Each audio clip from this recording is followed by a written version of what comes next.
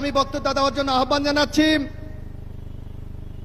পটুয়াখালীর গর্ব, আগামী দিনের গলাচিপা 10 মিনার যিনি মনোনয়ন প্রত্যাশী, বিএনপির জাতীয় নির্বাহী কমিটির অন্যতম সদস্য, সাবেক ছাত্রনেতা জননেতা জনাব হাসান মামুন, জননেতা জনাব হাসান মামুন।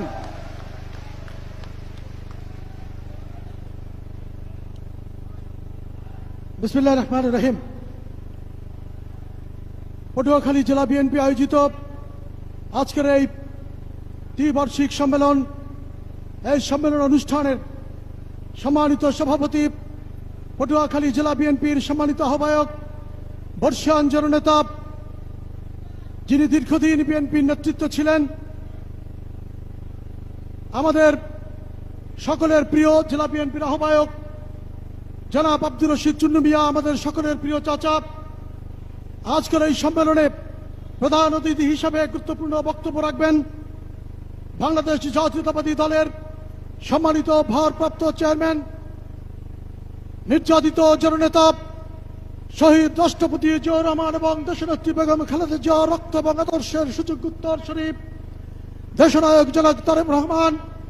আজকের এই সম্মেলনে বিশেষ অতিথি হিসেবে উপস্থিত রয়েছেন পটুয়াখালী জেলা বিএনপির সাবেক সভাপতি, পটুয়াখালীর অভিভাবক, আমাদের সকলের মুরব্বী, বাংলাদেশ জাতীয়তাবাদী দলের সম্মানিত ভাইস চেয়ারম্যান, সাবেক মন্ত্রী, সাবেক সংসদ সদস্য, আমাদের সকলের প্রিয় জনাব air vice marshal Altaf Hossain Chowdhury উপস্থিত রয়েছেন।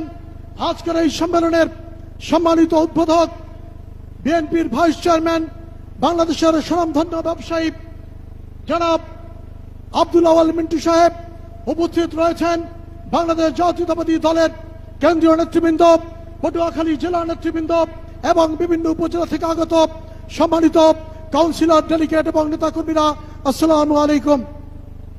সম্মানিত বন্ধুরা, বক্তব্যের শুরুতেই শহীদ রাষ্ট্রপতি জিয়াউর রহমান সহ সকল শহীদের বিদায়ী আত্মার প্রতি শ্রদ্ধা নিবেদন করছি। সংগ্রামী বন্ধুরা, বাংলাদেশ জাতীয়তাবাদী দল বাংলাদেশের স্বাধীনতা, সার্বভৌমত্ব এবং গণতন্ত্র এক কঠিন যুগ সন্ধিক্ষণে দাঁড়িয়ে রয়েছে।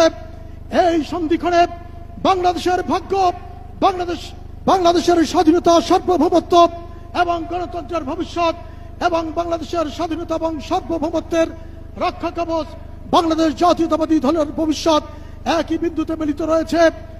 অতীতের স্বৈরাচার, বাংলাদেশের গণতন্ত্র বিরোধী শক্তি, স্বাধীনতা এবং সার্বভৌমত্বের বিরোধী শক্তি বাংলাদেশের বিরুদ্ধে গভীর